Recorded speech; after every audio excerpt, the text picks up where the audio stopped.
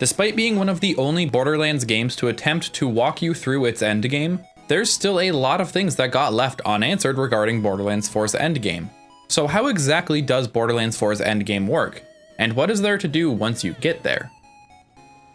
Borderlands 4's endgame scaling levels are known as Ultimate Vault Hunter rank, with each Ultimate Vault Hunter rank increasing enemy health as well as increasing player damage taken, cash and iridium earned, and experience gained. Enabling Ultimate Vault Hunter mode also increases loot quality and makes elemental matching matter more, similar to turning on hard mode. And Ultimate Vault Hunter ranks also nullify your chosen game difficulty choice. At the time of writing, there are 5 ranks of Ultimate Vault Hunter mode, increasing in difficulty for each rank. But how do you actually earn these levels? Upon finishing the story, the game will walk you through the steps required to get your first Ultimate Vault Hunter rank. After the first rank though, the steps change a little bit and the game stops helping. To get the rest of your Vault Hunter ranks, you have to complete a series of challenges that can be found in your challenges menu under the Ultimate Vault Hunter category. The majority of these challenges are taking on specific bosses on your maximum unlocked Vault Hunter rank, eventually leading to a wildcard story mission with a specific set of modifiers. After completing this mission, your next Ultimate Vault Hunter rank will be granted. So now that we've earned our Ultimate Vault Hunter ranks, what exactly is there to do in Borderlands 4's endgame? At this moment, there's only 2 true pieces of endgame exclusive content that cannot be accessed before beating the main story. One of which is the weekly wildcard missions, a weekly rotation of a random mission, with each enemy having a select set of modifiers. Completing this mission rewards you with a select legendary when beaten, which is a pretty good reward, but there's quite a few issues with these wildcard missions. For starters, it's a mission, usually a story mission, which a lot of the time means stopping to wait for dialogue to finish. As much as the whole stopping every 5 minutes to listen to exposition situation is improved in Borderlands 4, it can still get really tedious, especially after just finishing the story, to have to wait for more of the same dialogue. Realistically, these wildcard mission replays should just skip the dialogue by default, or at least give us the option to do so. The other huge problem with these wildcard missions is that some of these modifiers are absolutely atrocious. Just like Borderlands 3's modifiers, the modifiers in Borderlands 4 range anywhere from genuinely helpful to the player to outright annoying. And while these are mostly fine when there's one enemy in a group of 10 or 15 that has them, in wildcard missions, almost every enemy will have these modifiers attached to them, making some of these missions absolutely awful to get through.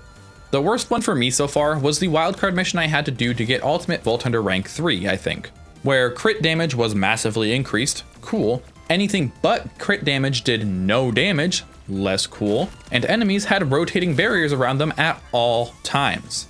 Now, if you've sat in on stream before, it's no secret that my aim is absolute dog crap 95% of the time, which makes this particular set of modifiers especially rough. And 90% of the time that I could actually get my shot lined up, there was a barrier between me and the enemy, which made things especially frustrating. I don't necessarily think that there are many modifiers that are too offensive by themselves, but Gearbox should definitely do a much better job at selecting these modifiers each week to make sure that certain ones never end up rolling together on the same week. The other piece of endgame exclusive content are the big encore bosses. Once a week, on Thursday, Gearbox chooses a random boss somewhere on Kairos to allow big encores on, using Moxxi's big encore machine, which essentially makes that boss respawn much more difficult. This tougher big encore version of the boss allegedly drops better loot than its regular counterpart. However, I haven't really noticed too much of a difference, though my luck is also notoriously bad, so your mileage may vary. While big encores and the weekly wildcard mission are the only endgame exclusive content, there's still a ton of stuff to do once you've beaten the game. There are many replayable world events like the Airship World event, the Creep Impact World event, and the Gordello event, which is pretty similar to the Slaughter Shafts from previous games, albeit a little smaller in scale. Then there is of course the 3 vaults hidden around the game world. The vaults in Borderlands 4 are a little weird though, as they aren't really scaled to an endgame difficulty. Don't get me wrong, they are difficult, and at the time of writing are probably some of the game's hardest content, but it really doesn't feel like endgame content, mostly due to the fact that they are available at any given time. there really isn't anything to stop you from tackling all the vaults at level 20 for funsies, which makes it seem like just another activity that can be done whenever. However, vaults at Ultimate Vault Hunter rank 5 do feel pretty difficult and definitely need a decent build to be completed efficiently.